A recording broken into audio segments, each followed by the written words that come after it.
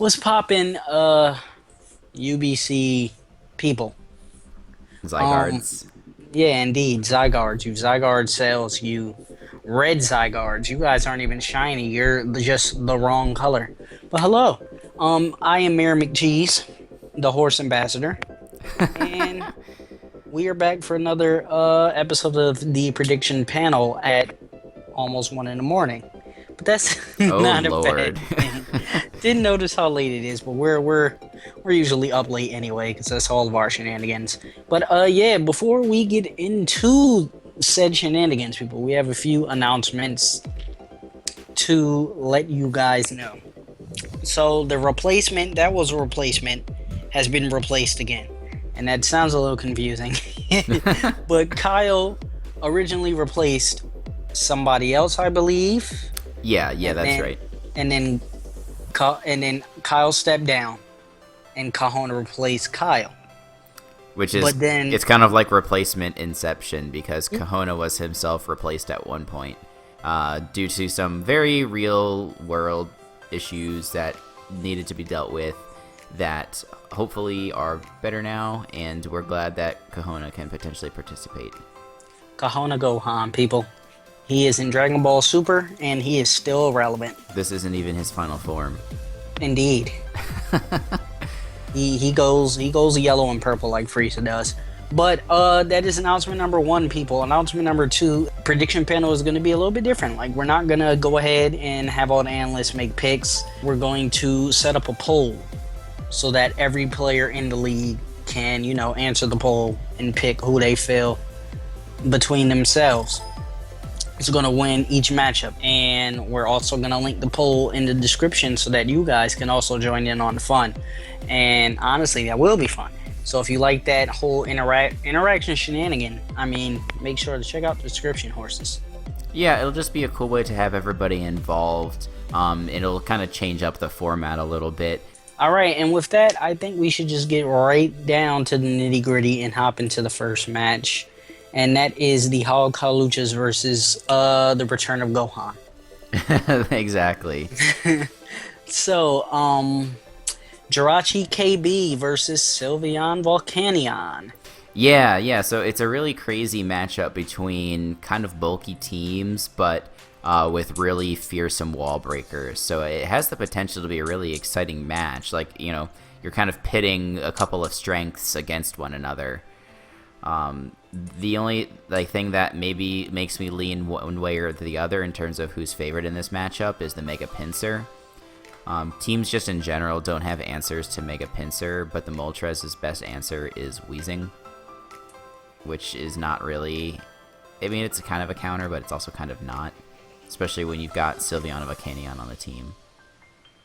Yeah, exactly. This is going to be a very interesting battle. And we all know how versatile Jirachi can be, but a lot of people don't know how versatile Kyurem Black can be. It doesn't necessarily have to just come out and click insert stab move here. It can actually be defensive. Kyurem just be like me and CJ were discussing before, just because of the typing, barring Kyurem and Kyurem Black. It can wall a lot of different types. It's a very good wall to stuff that, like, any electric type pretty much. And background noise is background noise. Yeah, that's okay. Yeah, one thing that would be kind of neat, I haven't done any calcs on this, but like an Assault Vest Kyurem Black to counter the Volcanion might be kind of cool. Yeah, I can see that, seeing as how it pretty much doesn't dragon resist both water and fire. It does. Obviously the ice typing cancels out like the resistance to fire, but Yeah, but just the fact that Kyurem Black is ridiculously bulky, like, it has a really good bulk all around, great HP stat, decent SPDF, decent defense. It can wall anything that combined with the typing. Ice, though normally wouldn't be saw as a very good defensive typing, is a very good defensive typing when paired with Dragon. yeah, definitely. All right, and let's see. Let's move on to this second match. Sounds good. Let me see. I gotta go to my list of matches because I'm a horse. Next, we have the Boston Keldios versus the Celadon City Celebes. This man needs to change his team name because that's way too many C's. C's get degrees though. True. And this is a incredibly, huh? It's a bulky team. The Celebies, yes, that's definitely true. You know what's really good at breaking through bulky teams? I don't know. What's good at breaking through bulky teams? Victini. Oh, true. Yeah. I mean, does a Cresselia really want to take a V create? not at all. And does a Mega Sableye really want to take a Dazzlingly? No. Although I wonder, I think, yeah, I'm pretty sure either a Blue Flare or especially a V create does more to a Sableye. I mean, you look like a Sableye. I mean, you got a point. I'm always flashing that bling. CJ is a shiny Sableye, people. Mark it down in your calendars. But Yeah. matchup aside, I'm pretty sure the coach of the Celadon City Celebies is new to the league format. It seems like he's kind of new to this type of battling in general. So I'm not gonna sit here and down him, but this will be an uphill climb. Hopefully he gets comfortable with the team that he has and he's able to actually put up a good fight in this. Yeah, because I think the Celebies have a pretty decent squad. I think we throw a Steel type on there, and then it's a really difficult to deal with team. But yeah, we'll see where the matchup takes us this week. Other potential all-stars, anything with U-turn or Volt Switch on the Keldeos to bring in the Victini is something that I'm definitely going to be looking for. True. And it's true that the Celebies do have some good wall-breaking potential with Diggersby, Superior, and Tornadus Eye. But the Keldeos have their own pretty bulky bonds. Like Umbreon can take on the Diggersby if needed. The Togetic is going to be a pretty good counter to the Superior. It can't do a whole lot back, but it can do some stuff. And then you also have Suicune, which is just so annoying to deal with in general. Not to mention this week. Good old. This man has Mega Diancie, so I mean this is going to be a very interesting matchup. I'm excited to see it. That's another great wall breaker. Yeah, Mega Diancie is amazing. Very underrated, in my opinion, at least. Definitely. A lot of people overlook it as one of the top fairies in the format, and I think it really has an opportunity to be top 3, top 4, possibly. Definitely. All right, the next match we have the one and only Bees Knees versus CJ the Sableye. I wish I had a Sableye. You have a Sableye in another league, cough cough. Hopefully you use it right, cough cough. Yeah. So I won't spend much time talking about this because it's kind of hard to talk about yourself. Sure. But Adam has a really threatening team. It counters both my offense and my defense, and from there I'll let you do the rest of the analysis. All right, let's assess the threat.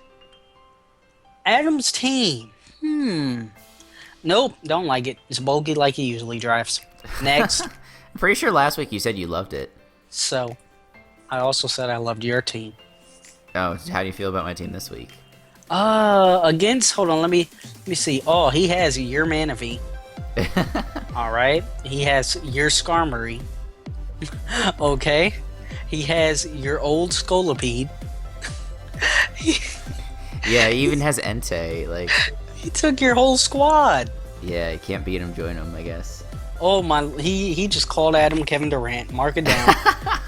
Oh man. Adam's a good sport. I made a funny video about him, and we'll see how that turns out. Yeah, and you kind of shreked his life in the video, and we just gotta wait and see if that translates. But I mean, you had Megalopunny, man. Yeah, that works really well against a Skarmory and a Tangrowth and a Cofagrigus. Yeah, exactly. I mean, you just click that X. Yeah, that's the pro play. Hold on, let me see. This matchup, now that I look at it, it's kind of, I kind of got to lead towards Adam if I was still doing picks. Entei, click Sacred Fire, and half of your team doesn't appreciate it.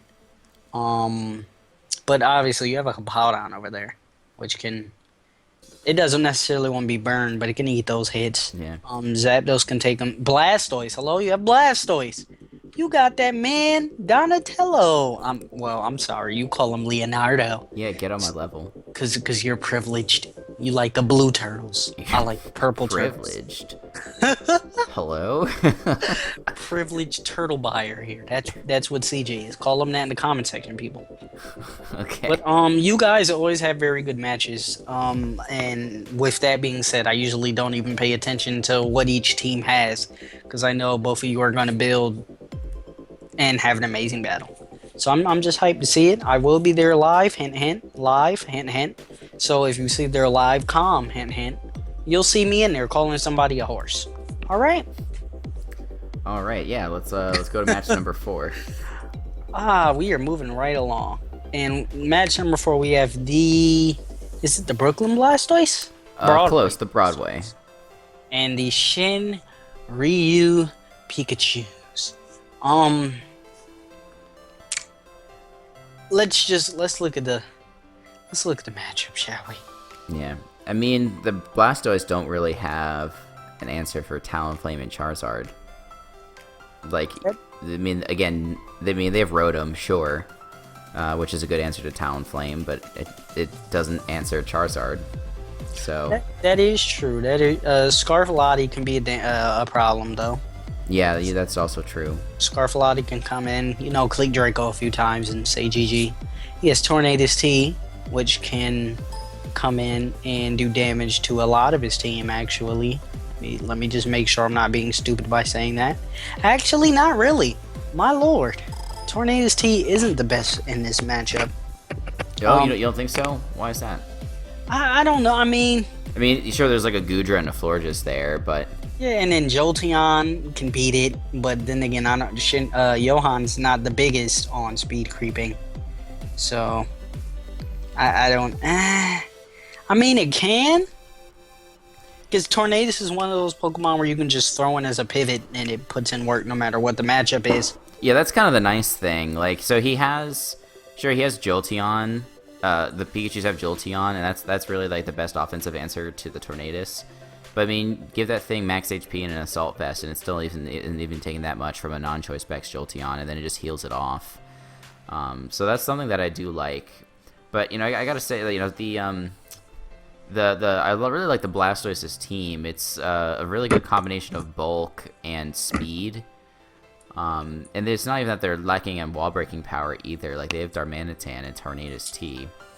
But I think this is a pretty even matchup, to be honest. Like, they have good bulk, but just the Pikachus kind of have the right answers for some of the Blastoise's threats. So we'll have to see how this goes. Yeah, just got to see how Johan approaches his prep this week for this matchup. He's a new person as well, so he's still getting the hang of how exactly to prep week in and week out for tailored opponents.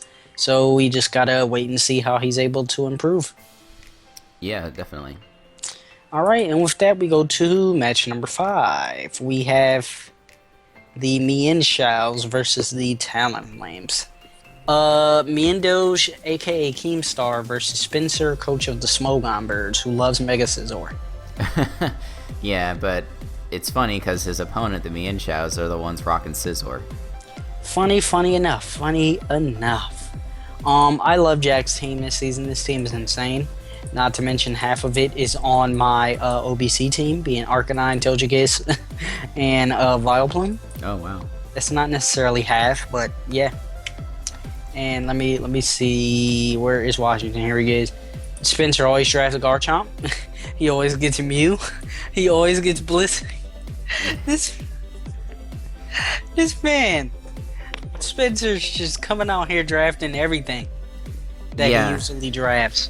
Yeah, this is going to be an interesting matchup because I think the Talonflames have some decent answers to things like Alakazam, being like Blissey, and sure, Psyshock is going to do a lot, but even like Drapion and Mew and Spiritomb are all pretty good checks to Mega Alakazam. And then I think the things that the Talonflames have to watch out for more are the big wall breakers. So things like Mamoswine, Pangoro, and something like a Banded Scizor. Oh no, I hear that. I think Mega Alakazam has the opportunity to clean up if a Calm Mind is up.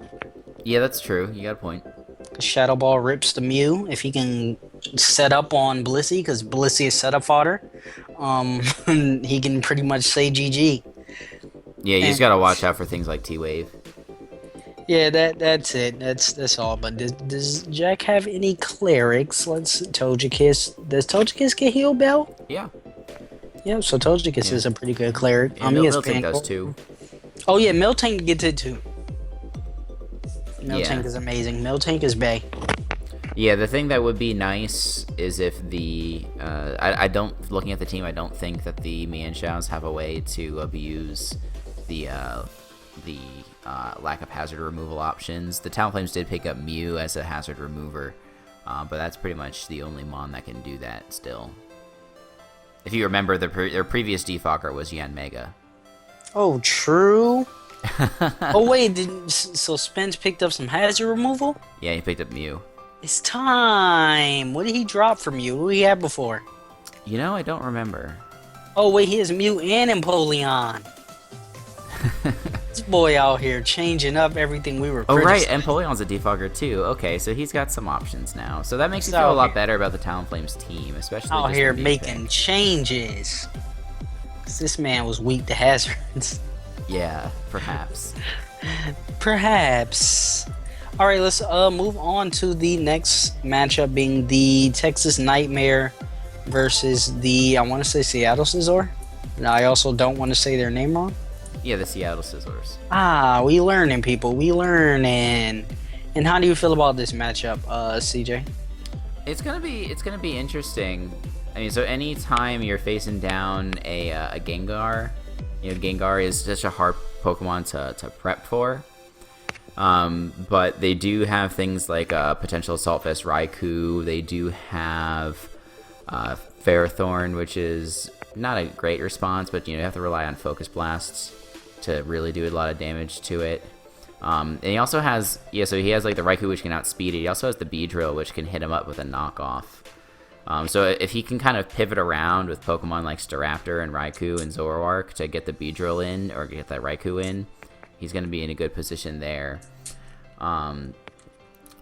It's tough. The Nightmares have such an offensive team, and the Scizors, they're I think what they're going to have to do is kind of play the Volt Turn game and try and get in like the right Pokemon to handle whatever, not like the defensive answer, but not pivot into the defensive answer, but just pivot into whatever can threaten the Nightmares offense. And then I think that's going to be the way to do, because they're not going to, they have decent defensive Pokemon, but not enough to deal with the Nightmares offensive options. Shout out to the Gen 1 power on the Nightmare squad, my lord. Yeah, you got a point there. Holy crud. Gengar, Starmie, Alakazam, Ninetales, Vaporeon. This man has Gen 1 power. Not Indeed. bad. And they're all fast. Well, the first three are fast. Very fast. Yeah, certainly. Very interesting speed tearing situations. I'm just not the biggest fan of Mega Steelix or Jumpluff. Yeah, it's funny though, the Mega Steelix is actually going to be kind of a problem for the Scizors. Because they don't have they have Jellicent and Magmortar, which can threaten it with super effective moves, but otherwise they're kind of limited. Yeah, and it kind of walls the Mega Beedrill. Yeah, but the nice thing is what switches into a Draco Meteor from a Latios? What switches in on a Dark Pulse or a Sucker Punch from a Zoroark? So I'm sitting here, complimenting the Nightmares offense, but now that I'm looking closer at it, the Scizors have just as much threatening offense on their team. Yeah, that tale of two teams is always what it is. I mean, you just gotta wait for the matchup and see who can execute. Yeah, certainly. Now, with that, we move on to the next match. Is this the final match? Yes, it is. We have the Chicago Flock versus... Where is the Luxrays? I want to say your name right. Toronto Luxrays. All right. Excuse me for not understanding these team name references, people. Maybe some of you just live in these cities. I don't know. I'm a horse. And it's late. Yeah. Well, I mean, Toronto Luxrays kind of sounds like Toronto Blue Jays. Maybe. True. I think that's kind of where it comes from. But you can't make a cat a bird. Hello? You can't make a cat a bird. Oh, I see what you mean. The the Luxray is kind of a cat. Okay, fair enough. All right. Oh, but he has the Weavile Infernape core that Osseo wish he can have. Yeah, taking away all of the Weavile counters, just putting them all on one team. But he can't because No. Osceo's bad at drafting. JK, that's my friend. Osceo's not bad at drafting. Yeah, so the thing that stands out to me here, J-Specs, is that Mega Gardevoir should rip a new one through the Chicago Flock. Ooh. Right? I'm looking now. Oh, that's pretty slow of a team. The Flock. Two as well. Mine is Dundee T, who's only 101, and then Absol at 115. And the then Absol's not killing Mega Guard with one hit. And then it's going to die to a no, he has no switchings to Hyper Voice pretty much, except for Volk. Yeah, that's really gonna be the best answer. And before he brings HP Rock for Volk. Yeah, that'd be. I mean, the Science Shock is probably gonna do a similar amount, especially if the Volk's boosted. True. So we'll have to see. And that's not to say that the Flock don't have offensive threats of their own. Last week they had Slurpuff land 4 kills and was able to secure a come from behind victory. Yeah, that was a very, very interesting game. I sat there and watched it. Yeah, it was kind of unfortunate. The Lucario should have outsped the Slurpuff before the belly drum, but it did not, which led to the Scizors losing to the Flock. But it was a cool sweep. So yeah, I mean, what switches in on something like Crawdaunt? What switches in on Thundurus T? Not a lot necessarily. Not a lot, but with Crawdaunt, I love Crawdaunt as far as just battling tier-wise, being like OU, the Smogon tiers. Crawdaunt's one of my favorite Pokemon. It's an amazing wall breaker, that adaptability, waterfall, the Aqua Jet, the knockoff. Having adaptability knockoff is insane. But it's just too slow, man. I used it in draft format one time, and I was barely ever able to bring it just because it just got outpaced by all of its checks.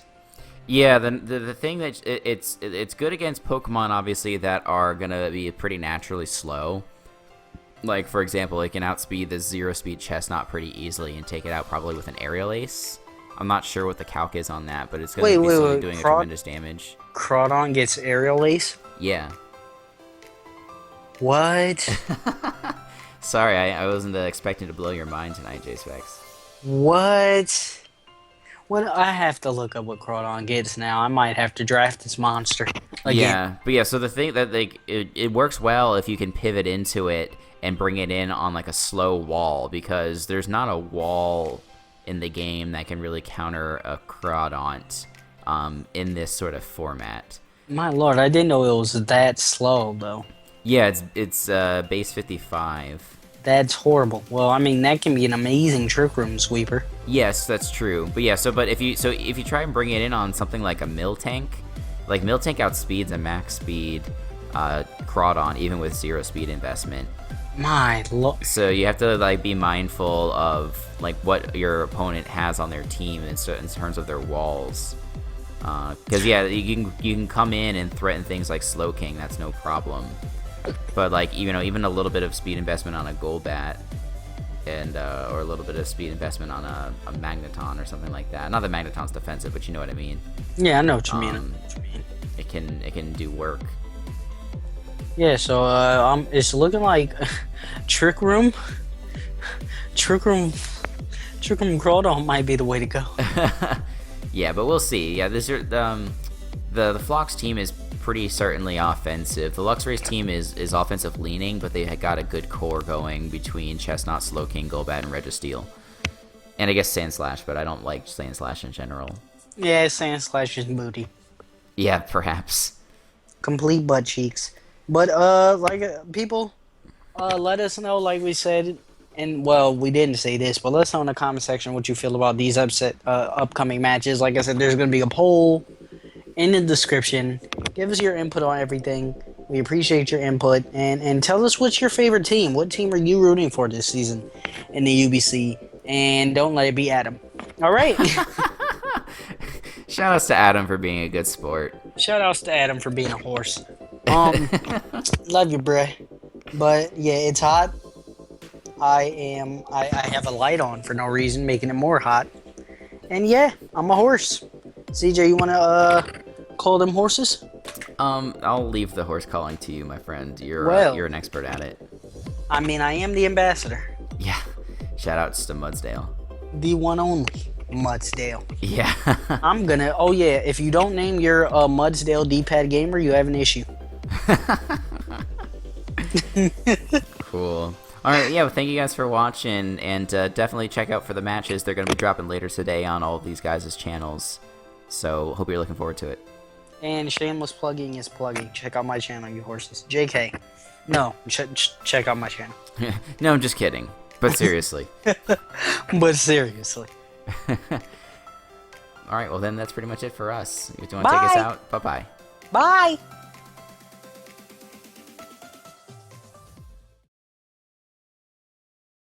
We're dancing and singing and moving to the groove.